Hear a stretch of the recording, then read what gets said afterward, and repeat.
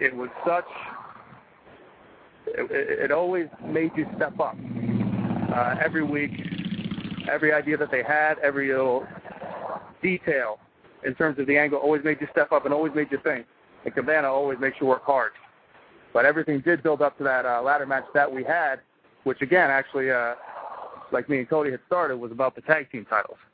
So we had a lot of fun. And as far as I know, it was one of the first times that a ladder match was done between two partners for the tag team titles that were champions actually at the time. So in order to be a part of that, I mean, that was great in our match. It was a hell of a match. What were your memories of you and Nick Namath, a.k.a. Dolph Ziggler, defeating the Puerto Rican Nightmares, Eddie Primo and Eric Perez for the FCW tag titles? That match was special because that was my first title that I achieved in Florida Championship Wrestling. So to me, that was a sign from, FCW management that they had some faith in me, they had some faith in my abilities. And Dolph is a fantastic entertainer. He knows we're along the lines mentally in terms of matches. We think the same, we move the same, and we we have an idea of what the other guy is planning on doing. So for management to have faith in us like that, it was a huge compliment and a pleasure. That was our first, as I said, my first title there in Florida.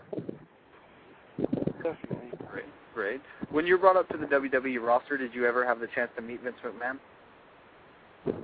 Yes, I met Vince on a couple occasions. Nice. What was he like as a person? Vince was fine by me. I mean, the man's very, very busy. He's got 1.5 million things to do at once. So the time that I did get to see him, it was usually in between him going from one thing directly to another, or on the phone, or he's doing something. I don't know if he sleeps. He's that busy. But so he always looked me in the eye. Hello, nice to meet you. Shook my hand. He was always very pleasurable to meet in my experience. Not a problem. When you're down at FCW, what was it like working with Steve Kern? Steve Kern. I had the pleasure of meeting Steve on a couple occasions when he was still a producer in WWE. And from then, he was always great to me then. And when I got down to Florida, he was the same. Kern's a straight shooter. He'll tell you how it is. If you ask him a question, he'll be as honest to you as, if you don't want to hear an honest answer, then he's probably not the guy to ask, because he'll straight up shoot with you. And that's what I admire about Steve. That's what I respect about him. And that's why he's down in Florida helping the future talent, because he'll make sure it gets done and gets done right. Mm-hmm. So Kern was always great to work with. I would always ask him what he thought about my matches. He would sit down beside me. He'd pick out what he liked. He picked out what he didn't like. He picked out what I can improve on. So he was always he's instrumental in the system right now. He needs to be where he is right now, because the young talent, they need that. Mm-hmm. I need that. Everybody else out there would be fortunate to have him or learn under him at some point in their career. Definitely. When you were up in WWE, do you know if the WWE had any big plans for you on the ECW brand? I have no idea. I'm not sure.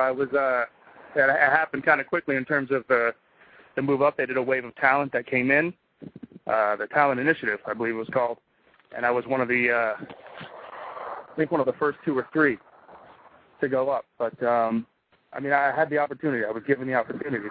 So in terms of what they had planned, I'm not really 100% sure.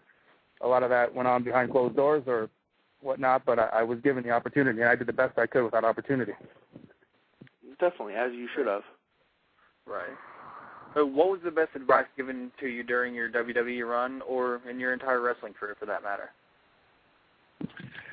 When I first broke in, the best experience that I got was to keep your eyes and ears open and your mouth shut. That's the best thing that I could give to anybody who's either fresh into the business or looking to get into it. You have to listen. You have to learn. And you're not going to learn, but you're not going to be able to listen if you're talking at the same time. And then once I got into the WWE system, the best advice I got was to ask questions. Ask questions, ask questions, ask questions. It's never a dumb question. You know what I mean? Right. So that was, and as minor as it may sound, you'd be surprised on how far that goes just by asking a simple question, what that can do in terms of your in-ring work or how you come across as a character or things of that nature. So one thing I would definitely say is ask questions. Don't be afraid to ask questions. Don't be afraid to ask the top guys for questions because they do want to help. You have to go seek them out. I wanted to know, like, do you have a good memory or a road story or a rib that you'd like to share with our listeners? Road story, ribs. Wow.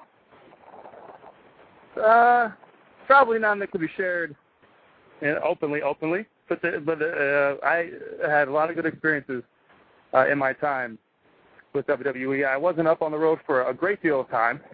But a lot of time I spent in the developmental system. There's a lot of great group of guys, and a lot of guys that were in developmental are up there now.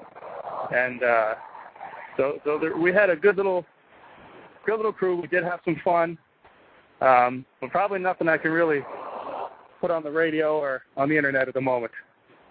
If I ever write a book, though, pick it up. Excellent. Do you ever see yourself maybe going back to WWE or, going to TNA or Ring of Honor even?